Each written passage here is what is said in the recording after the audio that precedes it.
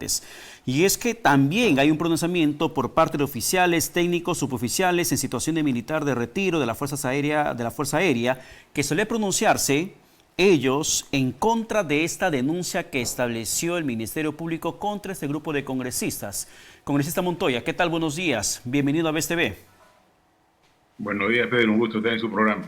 Un gusto poder conversar con usted. Para su pregunta me va a permitir aclarar lo que está sucediendo, porque hay mucha confusión al respecto. La Fiscalía ha hecho dos denuncias, una penal y otra constitucional, sobre la Comisión de Defensa del Congreso. Esa Comisión de Defensa está integrada por 5 exmilitares de las Fuerzas Armadas y el resto son colegas que tienen otro tipo de profesiones. Sobre un tema que está totalmente equivocado. Le explico. En el año 2018, el Tribunal Constitucional falla a favor de que se debe respetar la pensión junto con el sueldo que recibe alguien en el Estado. Fue a raíz de una demanda que fue hecha en ese momento. Y dentro de su fallo, dio la orden al Congreso que en menos de un año legisle al respecto para que solucione los problemas. Este es el expediente 03432 del 2018. O sea, acá no hay que nosotros hemos inventado esto, lo hemos impulsado. Bajo esa consideración, la congresista Mari Carmen Alba, cuando era presidente del Congreso, genera un proyecto de ley que es visto después de que salió de la presidencia para que se dé esta situación que estamos hablando. No fuimos nosotros, fue la congresista Mari Carmen Alba. Luego de eso, vienen los temas ya de rutina para el procesamiento de un proyecto de ley y como parte de la Comisión de Defensa damos nuestra opinión técnica y la dimos. Luego de eso pasó al Pleno, en el Pleno nos abstuvimos de votar, porque nosotros al final íbamos a recuperar un derecho que podría ser acusado de otra cosa. ¿Se abstuvieron del voto en ese momento? En ese momento nos abstuvimos de votar, así están en las actas del Congreso y en la foto de la tabla de votación.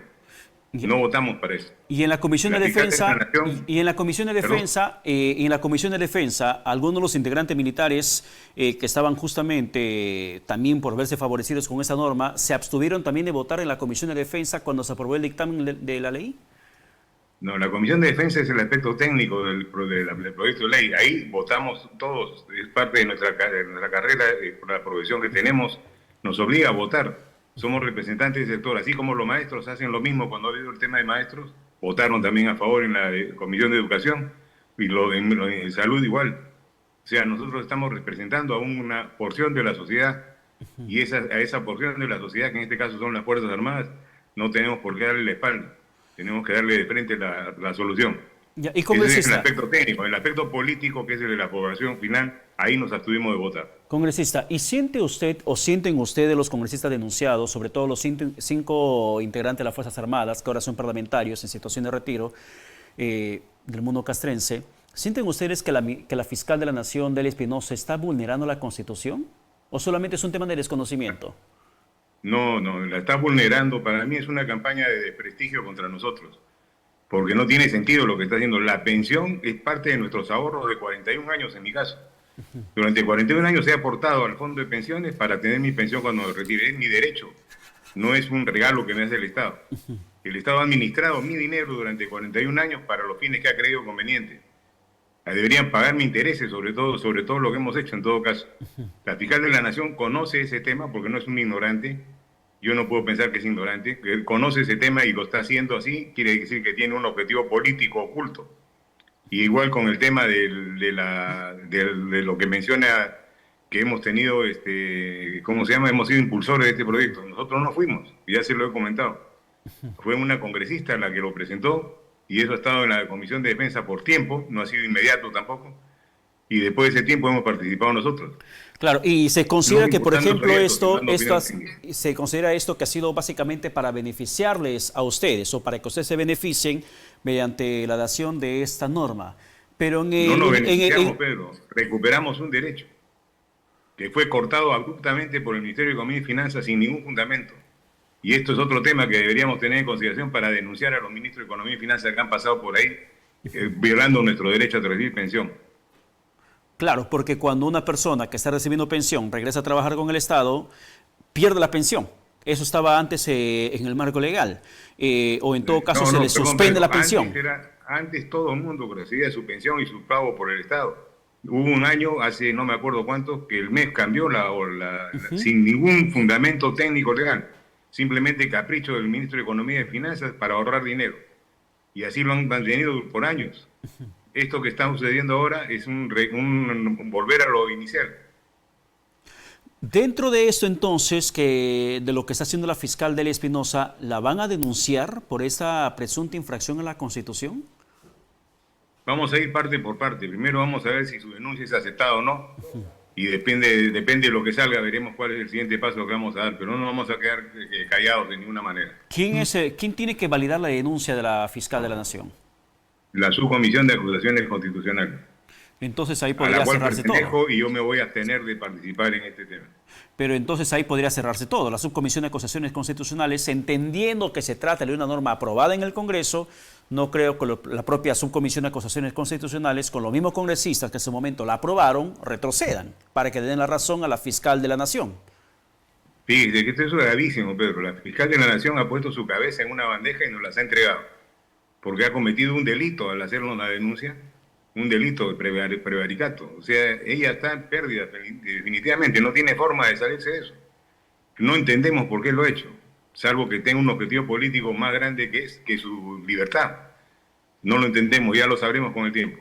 Pero también la fiscal de la Nación en su momento, hace un par de días, se ha pronunciado justamente sobre ese tema, en la que la cuestionan a ella por las denuncias que ha presentado contra usted y otros 10 congresistas más que dieron esta norma para que un retirado pensionista de las Fuerzas Armadas, si regresa a trabajar con el Estado, reciba la pensión y reciba su sueldo. Y en esa doble percepción, que a la fiscal le parece irregular cómo se dio, ella dijo, bueno, si hay sospechas, hay elementos, vamos a investigar. No denunciamos así por así. Pero no nos están investigando, porque ya ha habido otra denuncia que nos ha hecho penal en el año pasado, en el mes de agosto creo que fue, en la cual está en proceso también, por algo muy parecida a la que está haciendo actualmente. Actualmente la está haciendo por el tema anticonstitucional, pero la otra, infracción constitucional, pero la otra ha sido penal y la tenemos en marcha. O sea, no es que sea una cosa casual, esto es una persecución política hacia nosotros, una campaña de desprestigio en todos los niveles, porque la gente no conoce. Entonces piensa que somos unos abusivos, que no nos interesa, prepotentes, y no es así. Se nos ha restituido un derecho que nos lo quitaron a nosotros y a muchos otros peruanos, para los cuales vamos a trabajar. Estoy trabajando en el proyecto de ley para que también no tengan problemas a futuro. Congresista, y hablando de denuncias y ya quedando clara su posición respecto a esa denuncia de la fiscal de la Nación contra ustedes por ese tema que estamos mencionando, ¿cuál es su opinión sobre esta denuncia que presentó la congresista Ruth Luque sobre el Ejecutivo directamente contra la presidenta Dina Boluarte, contra el jefe de la PCM Gustavo Adriancén y contra el ministro del Interior Juan José Santibáñez por retrasar la promulgación o por no promulgar esta norma que restituye la detención preliminar? ¿Qué opina usted de esa denuncia de la congresista? Es anticonstitucional. Usted ya tiene derecho a presentar los proyectos que quiera, pero este es anticonstitucional. No le puede decir el legislativo al ejecutivo porque demoraste dentro del plazo fijado. O sea, no se ha excedido en el plazo. Está dentro del plazo, tomó los topes máximos. Podemos criticarlo, podemos elucubrar por qué lo hizo, pero de ahí a presentar una denuncia hay mucho trecho.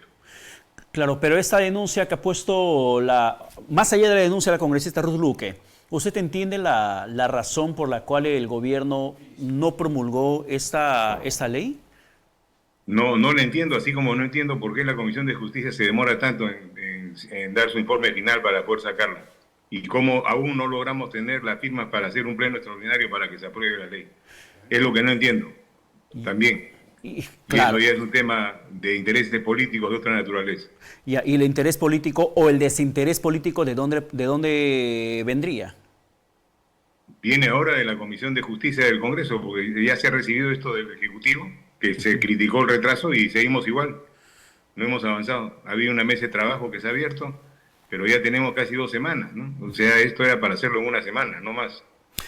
¿Y el pleno extraordinario de quién depende convocar? Hay que pedirlo, yo lo estoy solicitando, estoy apoyando la moción que se ha presentado para eso y a la vez estoy corriendo la firma para la moción de censura del presidente del Congreso.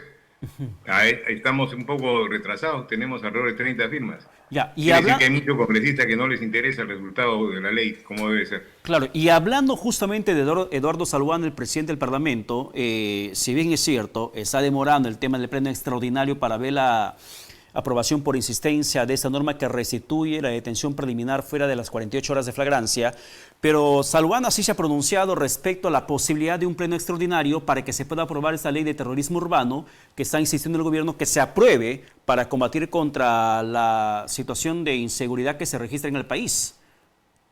Mire, lo del terrorismo urbano es un poco de desconocimiento y otro poco de objetivos políticos. El terrorismo es terrorismo, se haga en el campo, se haga en la ciudad, se haga en el aire, en el agua, en donde sea, es un acto terrorista lo que estamos juzgando. Y ahí es lo que deberíamos fortalecer, el acto terrorista, definirlo claramente para que no haya dudas cuando se aplique. Porque imagínense, tendríamos que hacer una ley para el terrorismo rural. Las torres que se han volado en Patás, eso no es en la ciudad, es en el campo. Entonces no sería terrorismo, habría que crear un terrorismo rural. Estamos confundiendo muchas cosas por el afán de quedar bien con la población equivocadamente. Claro, porque vende más un ruido político, pero en ese sentido, por ejemplo, el líder de Renovación Popular del partido al cual usted perteneció en su momento, Rafael López Aliaga, como alcalde de Lima, insiste y propone que se apruebe urgentemente el tema del terrorismo urbano, porque va a ser la única manera de poder acabar con este flagelo. Actualmente el terrorismo está definido, ¿no? El darle casillero a cada uno para clarificarlo el terrorismo va a generar muchas complicaciones. Porque si en este momento se crea esa ley, después se va a detectar un acto de terrorismo rural y el que está acusado de eso va a decir, no, yo no soy urbano, no me califiquen a mí. O sea, ya está calificado el acto terrorista, no hay que distorsionarlo, hay que fortalecerlo. O sea, esto no se trata de un tema de criminalidad común. No es un tema solamente de sicariato, sino ya son actos terroristas, con granadas, con dinamita y más. Sorprende la manera, la ferocidad con la que atacan ahora estos criminales, donde te revientan caserina entera, 60 casquillos, 15 casquillos de bala, 30 casquillos de bala en la escena del crimen. Y vemos todo esto con estupor y con mayor indignación, la falta de decisión para justamente tomar el toro por las astas y entender que eso es un tema de terrorismo, no es un tema de criminalidad o delincuencia común, como lo quieren un poco tipificar. Totalmente de acuerdo con usted, es un acto terrorista y hay que calificarlo como es, acto terrorista. Terrorismo urbano, terrorismo rural, eso no tiene sentido desde mi punto de vista. Sería confundir más la ley. Congresista Montoya, muchas gracias por la comunicación, que tenga buen domingo. Gracias, de igual manera. Muchísimas gracias. Ha sido